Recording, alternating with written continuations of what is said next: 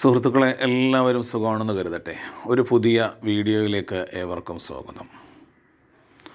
2 ദിവസമായി എൻ്റെ മനസ്സിനെ വല്ലാതെ സങ്കടപ്പെടുത്തുകയും പ്രയാസപ്പെടുത്തുകയും ചെയ്യുന്ന ഒരു ദുരന്തപൂർണമായ വാർത്തയാണ്. ഒരു പാവം സാധുവായ ജോയി എന്ന സഹോദരൻ വയറ്റിപ്പഴപ്പിന് വേണ്ടി, വിഷപ്പടക്കുന്നതിന് വേണ്ടി, പാവം അദ്ദേഹവും അദ്ദേഹത്തിൻ്റെ അമ്മയും മാത്രം താമസിക്കുന്ന ആ കുടിലിൽ ഭക്ഷണം പാചകം ചെയ്യുന്നതിന് വേണ്ടി, പട്ടിണിയില്ലാതെ ഒന്ന് ജീവിച്ചു പോകുന്നതിന് വേണ്ടി ഓടയും മറ്റുമൊക്കെ ക്ലീൻ ചെയ്യുന്ന ആ സഹോദരൻ തിരുവനന്തപുരം റെയിൽവേ സ്റ്റേഷന് സമീപമുള്ള ആ ദുർഘടമായ ടണലിൽ കുടുങ്ങി 2 ദിവസമായി ഡെഡ് ബോഡിക്ക് വേണ്ടിയിട്ട് പരക്കം പാച്ചിലൊക്കെ നടത്തിയിട്ട് ഇന്ന് ആ ബോഡി കണ്ടുകിട്ടി എന്ന വാർത്ത കണ്ടപ്പോൾ പലപ്പോഴും ഇത്തരം മരണങ്ങൾ ഒരു വലിയ വാർത്താ പ്രാധാന്യത്തോടു കൂടി സമൂഹത്തിൽ പ്രചരിക്കുമെങ്കിലും ഇതിൻ്റെ നഷ്ടം ശരിക്കും ആർക്കാണോ? പാവം ആ ജോയിയുടെ കുടുംബമാണ്. ജോലി കഴിഞ്ഞ് വരുമ്പോൾ അന്നത്തിനുള്ള വകയുമായി വരുന്ന, ആ വീടിൽ തീ പോയാൻ എന്തെങ്കിലും അന്നം കരുതുന്ന ആ അമ്മയാണിനി ഒറ്റപ്പെട്ടു പോകുന്നത്. അവരുടെ കണ്ണുനീരിൻ്റെയും പട്ടിണിയുടെയും മാനസിക സംഘർഷത്തിൻ്റെയും നാളുകളായിരിക്കും ഇനി അങ്ങോട്ടുള്ളത്. നമ്മളൊക്കെ ഈ വാർത്ത കേട്ട് ഒരു ചെവി കൊണ്ട് കേട്ട് മറു ചെവി കൊണ്ട് കളയും.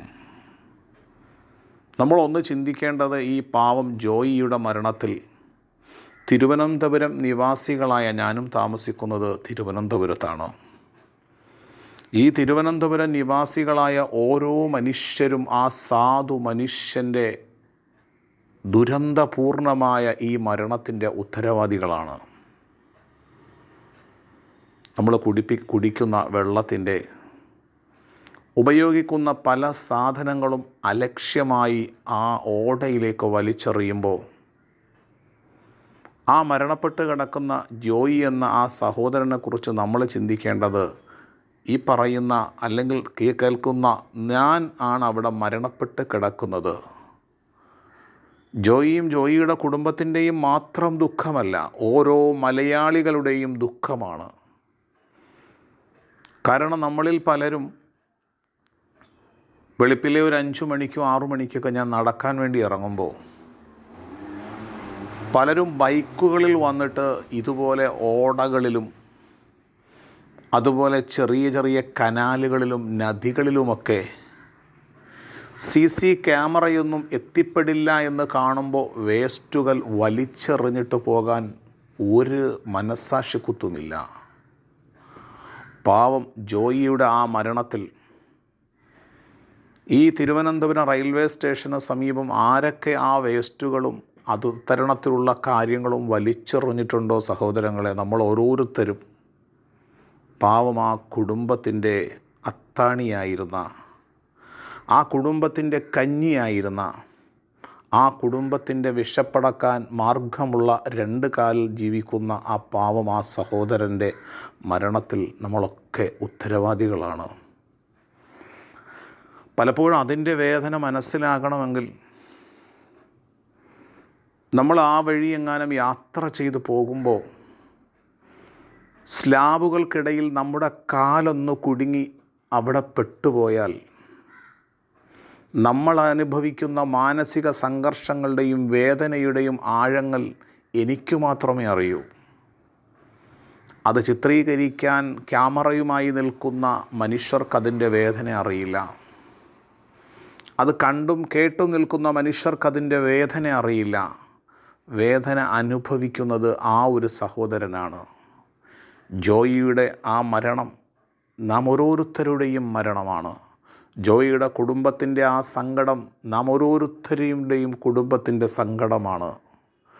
ഒരു മിഠായി കവറ് പോലും, ഒരു മിനറൽ വാട്ടർ വെള്ളം കുടിച്ചിട്ട് ഒരു കുപ്പി വെള്ളത്തിൻ്റെ വേസ്റ്റായ കുപ്പി പോലും ഈ പരിസരത്തെയും ഈ പരിസ്ഥിതിയെയും നശിപ്പിക്കുന്ന ഒരു പ്രവണത നമ്മളിൽ നിന്ന് ഉണ്ടാകരുത്, എന്നിൽ നിന്നുണ്ടാകുകയില്ല എന്ന വേദനയുള്ള പ്രതിജ്ഞയാണ് നമ്മുടെ ജീവിതത്തിൽ വേണ്ടത്.